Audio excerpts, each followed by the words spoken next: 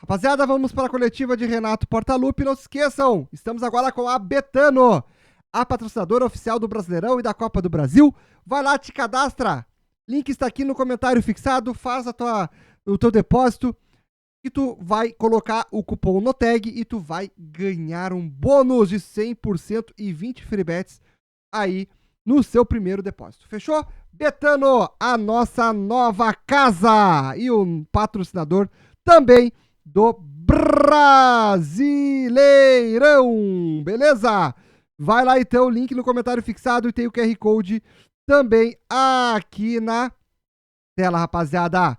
Bora que bora pra coletiva dele, do homem, do brabo, Renato Portaluppi. Vamos ver o que o homem vai falar hoje. Será que vai chorar? Será que vai fazer o quê? Ai, ai, ai, rapaziada, vamos ver o que o Renatão nos preparou pra hoje. Bora, bora, bora, bora, bora, artilheiros. Vamos lá, então. Bora lá.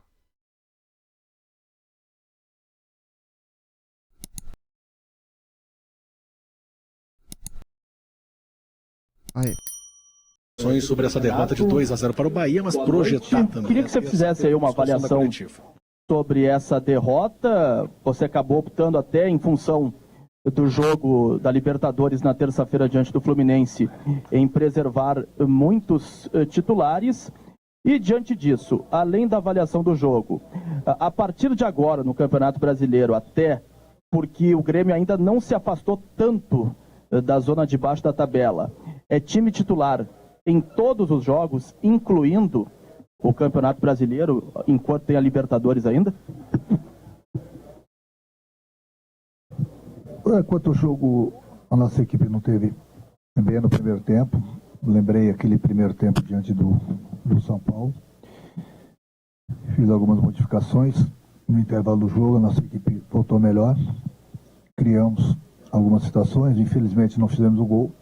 E ainda depois nós tomamos o segundo gol do Tassiano de cabeça, no momento que a gente estava bem no jogo. Infelizmente, a gente não teve uma boa atuação durante os 90 minutos hoje. Encontramos um adversário difícil de ser batido. Mas também tem que levar em consideração que o Grêmio teve uma decisão, mais uma, né, diante do Fluminense no meio da semana, e o Vasco não jogou. O Vasco ficou só esperando a gente. Hoje, pela necessidade do segundo jogo diante do Fluminense pela Libertadores, coloquei uma equipe alternativa, até porque nas outras vezes, diante do Atlético Paranaense e do Cuiabá, onde eu precisei da equipe, a equipe se comportou bem. Hoje, infelizmente, nós não nos comportamos tão bem assim no primeiro tempo e sofremos a derrota. Então, faz parte do calendário do futebol brasileiro. Infelizmente é isso. Eu vi a entrevista do Tite também, reclamando. Eu dou total apoio para ele. E olha que o Tite tem, no caso do Flamengo, a aeronave à disposição, a hora que o Flamengo quer. O Flamengo tem um grande plantel e tem estádio para jogar. E tem que jogar também uma adesão a cada 3 dias. E as pessoas sempre exigem, não só do Flamengo, como do Grêmio, de qualquer outro clube, grandes atuações e sempre vitórias. Fica impossível com o calendário. E isso aqui não é desculpa não, mas é impossível, porque no momento que você gasta, forma um grupo forte, para ter um time forte, e de repente você não pode usar esse time a cada 3 dias, aí fica muito difícil. Mas não adianta que as pessoas não vão entender. As pessoas sempre querem o resultado, e os jogadores são humanos. Então, nós, treinadores, a gente procura sempre fazer o melhor para o clube. Se colocar sempre o mesmo time em campo, você não vai ter nada. Não vai ter vitórias, não vai brigar por títulos, vai ter sim um monte de jogadores entregue ao departamento médico. Só que as pessoas que fazem calendário e pensam no futebol brasileiro, poucos entendem de futebol. Disso não entendem nada, porque eles nunca jogaram futebol e não entram em campo. Então, para quem trabalha no futebol e vive do futebol, realmente fica bastante pesado para a gente. Agora, quanto à equipe principal, hoje foi uma equipe alternativa. Nós temos jogo diante do Fluminense na próxima terça-feira. E a partir daí, em primeiro lugar, vamos procurar conseguir a classificação. E depois a gente tem aí praticamente aí um mês sem a Libertadores. É lógico que a nossa cabeça vai voltar totalmente para o Campeonato Brasileiro novamente. Renato, boa noite. Eu quero te questionar a respeito do sistema defensivo, porque no primeiro tempo, Natan, o Rodrigo Eli, o próprio Zé Guilherme, Pepe e o Duqueiroz estavam batendo cabeça para acertar a marcação no meio-campo do Bahia, que estava envolvendo o teu time. O que tu esperava com a colocação do Duqueiroz e do Pepe à frente da zaga e o que foi conversado no intervalo para conseguir mudar isso? Acertei algumas coisas no intervalo do jogo. Você me pergunta por que eu coloquei o Pepe e o Queiroz, é isso? Você queria que eu colocasse quem? O Dodge? Em terça-feira. Aí é que tá. Não discute em futebol comigo, pelo amor de Deus. Não discute futebol comigo. Não discute futebol comigo, pelo amor de Deus. Vocês têm um ano, às vezes fazem um ano de faculdade, vocês querem discutir futebol com quem tem 30 anos de futebol. É muito difícil. Vocês gostam de falar no nome do jogador que tem que estar em campo, mas vocês não pensam na parte tática. E o jogo de terça-feira? Eu tenho que pensar em tudo. Eu falo para vocês que eu sou pago para pensar. Vocês não são pagos para pensar. Vocês são pagos... Eu tenho que pensar melhor. Vai por mim. É muita coisa. Bota fulano aqui, tira o ciclano, põe o ciclano lá. E no próximo jogo você pensa? Quem tem que pensar sou eu. Eu tenho que pensar no jogo de terça-feira também. Você tem que ligar para o pessoal da CBF e mudar o calendário. Dá uma opinião para eles. Você está opinando? Dá uma opinião para o pessoal da CBF. É que acabei de falar aqui, com todo respeito à pergunta, que a gente tem que chegar aqui e explicar porque todo mundo quer ganhar o tempo todo. Vai jogar cada 3 dias. Vai lá discutir com o pessoal da CBF. O pessoal da CBF quer dinheiro. Quer fazer o calendário, estão pensando nos cofres deles. Dane-se quem trabalha no futebol. Por isso que eu falo e volto a repetir. O futebol é a profissão que mais emprega incompetentes no mundo. No mundo. Aí o calendário do futebol brasileiro. Agora, vocês querem as vitórias. Bom, então faz o seguinte, manda contratar 150 jogadores de alto nível. Aí a cada 3 dias nós vamos ter um time fortíssimo para jogar. Aí tem que colocar um time a cada 3 dias diferente. No entrosamento nunca é perfeito, nunca é bom, porque dificilmente jogam juntos e todo mundo quer o resultado. Esse que é o problema do futebol brasileiro. Ninguém está dando desculpa aqui. Meu time não mereceu a vitória hoje. Eu assumo isso, da mesma forma que nós jogamos mal contra o time de São Paulo no primeiro tempo. Agora, exigir, por que não botou o Dodge? Aí, na terça-feira, teria que jogar o PP ou o Queiroz. E aí? Viu? Simples. Da opinião é simples, mas tem que pensar lá na frente também. E eu sou pago para isso. Eu respeito a tua opinião agora. Respeito também que eu sou treinador. Sempre busco o melhor pro clube. É isso que eu faço no dia a dia e durante os jogos. Então, Renato, me ajuda a pensar na terça-feira, então. Você colocou em campo hoje Diego Costa e Monsalve, por exemplo, né? Na equipe titular. Não vou responder essa sua pergunta porque eu já sei. Você está jogando uma banana para mim, uma casca de banana, e eu não vou escorregar, já vou te adiantando, viu? Não tem resposta nenhuma para o jogo de terça-feira. Pronto. Quer fazer outra? Não ganharam pontos para terça-feira? Oi? Não ganharam pontos para terça-feira? O Diego Costa, por exemplo, te agradou o rendimento dele pensando na terça-feira? Eu não estou criticando meu time hoje, só falei que o meu time não foi tão bem. Quanto mais opções eu tiver, melhor. Quanto mais eu tiver um time descansado, também é melhor. As oportunidades estão sendo dadas para todo mundo. Vai pegar. Eu não posso, estou com 33, 34 jogadores, que eu falo para eles, eu não posso levar todo mundo para o jogo. Vai pela minha consciência, pela minha cabeça, pelo que vocês me mostram nos treinamentos e nos jogos. O Diego não precisa provar nada para ninguém. O Miguel não precisa provar nada para ninguém. São pontos positivos que eu tenho. Por isso que eu falei da outra vez para vocês, hoje eu tenho pólvora. Entendeu? Só que essa pólvora não pode ser colocada a cada 3 dias dentro do campo. A mesma pólvora que eu digo. Entendeu? É por isso que a gente contratou. Por isso que, infelizmente, né? A cada 3 dias, futebol brasileiro, calendário, várias competições. Quer fazer outra? Renato, tu falou bastante sobre essa estratégia que tu mandou a campo hoje, um time alternativo por conta do desgaste. Então eu te pergunto, o Grêmio tem responsabilidade de se classificar na Libertadores, porque o Fluminense atua amanhã às 9 horas da noite, provavelmente com o time titular. Então terá um desgaste a mais em relação ao Grêmio. Uma outra, se tu me permite, por que hoje a tua escolha pela titularidade do Diego Costa e não do Arezzo, se recentemente o Diego Costa também, como tu mesmo comentou na coletiva, estava com um desconforto? Por que a opção pelo Diego Costa? O Diego Costa está mais entrosado com o grupo, há muito tempo ele vem treinando bem. Ele entrou alguns minutos no jogo contra o Corinthians, se não me engano. E é um jogador da minha confiança. O Matias é um jogador que está chegando, está se entrosando como o Alex. entendeu? A gente não pode exigir muito, porque daqui a pouco eu falo, daqui a pouco difícil de falar a língua deles, difícil de entender da maneira que jogam, um monte de coisa. Então não penso que o jogador chegou da noite para o dia, ele está pronto para jogar. Não, eles não estão prontos para jogar. Eles estão se adequando ao nosso sistema. A gente procura ensinar o português para eles verem de que maneira a gente joga, para eles conhecerem as características dos companheiros, alimentação, horário, tudo. Então não penso que quando um clube contrata o jogador, principalmente estrangeiro, ele chega da noite para o dia e está pronto. Não, porque se eu colocar eles para jogar, além de corrigir o defeito deles, que é uma coisa normal pela idade que eles têm. 20 anos, 19 anos, 21 anos, tem muitos defeitos. E eu estou corrigindo. Aí bota para campo, daqui a pouco não rende, começa a ter aqueles erros infantis lá dentro do campo, vão dizer que não foi uma boa contratação. Então eu me preocupo com isso, em preservar o atleta. E o Diego já está entrosado com todos os companheiros e vinha treinando bem também. Aí você vai falar que é a responsabilidade do Grêmio classificar? Deixa eu falar uma coisa para você. Você sabe, você olhou a tabela do Campeonato Brasileiro, onde o Fluminense está? Você olhou? Você olhou onde que o Grêmio está? E aí, o que você tem para me falar disso? Estratégia com a estratégia. Estratégia, o Fluminense pode ganhar o jogo hoje, pode perder, pode empatar, pode se desgastar e chegar terça-feira e ganhar da gente. É um risco que eles têm. Mas o risco que ele está botando no time principal, que vocês não pensam como treinador, mas eu penso, é pela situação deles no brasileiro. O treinador pode estar pensando, eu posso perder o jogo hoje para o Corinthians, ficar numa situação muito difícil no Campeonato Brasileiro, e posso perder a classificação na próxima terça-feira também. Então ele está arriscando tudo hoje no Campeonato Brasileiro. Não, a responsabilidade dos dois. Por que o Grêmio tem a responsabilidade?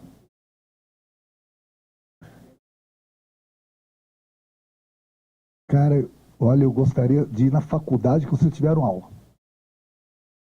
Eu queria ser o palestrante. E eu gostaria de fazer as perguntas para vocês lá também, para ver o que vocês iriam me responder. Por que a responsabilidade é do Grêmio? A responsabilidade dos dois, meu amigo. A minha responsabilidade é tentar classificar o Grêmio. Isso não quer dizer que o Grêmio vai se classificar. Isso não quer dizer que o Fluminense está jogando hoje, ele vai estar totalmente desgastado no jogo de terça-feira. Os dois principais jogadores do Fluminense não estão jogando hoje. Ganso e Arias. Você sabia disso? Não. Tá vendo? Pois é. Na faculdade você já ia perder nota. Mas fazer o quê, né? Vocês vão conforme o vento, né? É fácil perguntar aqui, mas eu respondo para vocês. E o dia que vocês voltarem para a faculdade, me chamam para dar uma palestra lá para vocês. Aí eu também vou perguntar para vocês, vão ver só o quanto que é bom entender de futebol. Pode ir. Próximo. Renato, por algum momento do ano o Nathan Fernandes foi até xodó da torcida, pediu muito ele no time titular. Hoje ele entrou, fazia tempo que ele não ganhava oportunidades, acabou sendo vaiado pelos torcedores, você tirou ele no intervalo. Queria que você explicasse um pouco sobre a situação do Nathan também.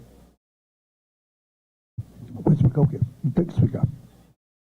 Eu treino o garoto todo dia, corrijo ele todo dia, tem treinado bem, dei oportunidade para ele. Ele que entrou em campo. O que mais eu posso fazer? Não posso entrar no lugar dele. Por que ele não vinha ganhando? Bom, eu só posso botar 11 e fazer 5 substituições. Os outros também têm treinado bem. Renato, prazer voltar a perguntar para ti. Antes que vocês me perguntem aí, acho que eu vi uma pergunta, eu não consegui responder por que o Gustavinho não começou o jogo. Alguém me perguntou isso? Ainda não. Mas então já vamos puxar o gancho do Gustavinho. Eu não pude perguntar para ti na Libertadores, mesmo estando lá e a Imortal acompanhando o Grêmio em todos os lugares do Brasil. Prazer poder te perguntar de novo, tá?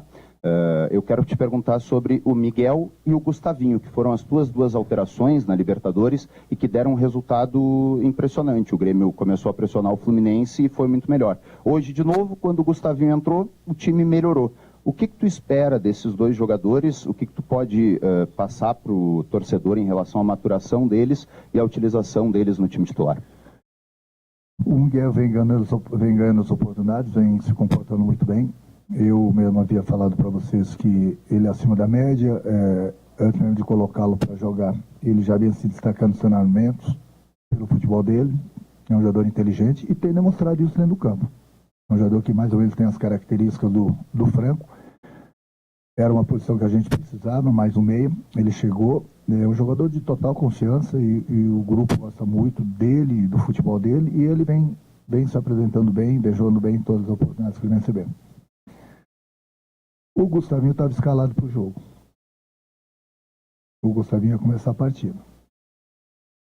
Para vocês que não sabem, e aí já não culpo vocês, o Gustavinho teve uma proposta e basicamente está quase certa a saída dele. Ele estava escalado para jogar. Ontem ele me procurou, pediu para não começar a partida. Justamente que essa transação entre os clubes está quase certa e ele pediu para não começar a partida. Eu respeitei a opinião dele. Aí ele começou no banco. Falei, você vai ficar no banco. Se eu precisar durante a partida, você vai entrar. Ele falou, tudo bem. Simplesmente isso. Por que ele não começou a partida? Porque amanhã eu sei que alguém vai falar assim, por que o Gustavo não começou? Então eu sempre falo para vocês, eu tenho as informações, vocês não têm as informações. Então, quanto ao Gustavinho, eu estou explicando para vocês. Ele me pediu para não começar a partida ontem à noite na concentração. Renato, talvez o destaque positivo do time hoje tenha sido o Zé Guilherme, que foi um jogador que já teve algumas outras oportunidades e não conseguiu ir tão bem. No jogo de hoje ele estava um pouco mais solto, estava até um pouco mais à frente. Do meio para trás, pelo menos, conseguiu fazer um bom jogo também. As jogadas não aconteceram tanto pelo lado dele. Queria que tu falasse um pouquinho sobre a evolução dele e sobre as conversas que tu já teve com esse jogador e que tu acha que ele pode melhorar ainda mais. Quando o garoto chega da base aqui, que eu chamo, a gente procura corrigir os defeitos que eles têm, que é uma coisa super normal. Eu também tive a idade deles e também tinha defeitos.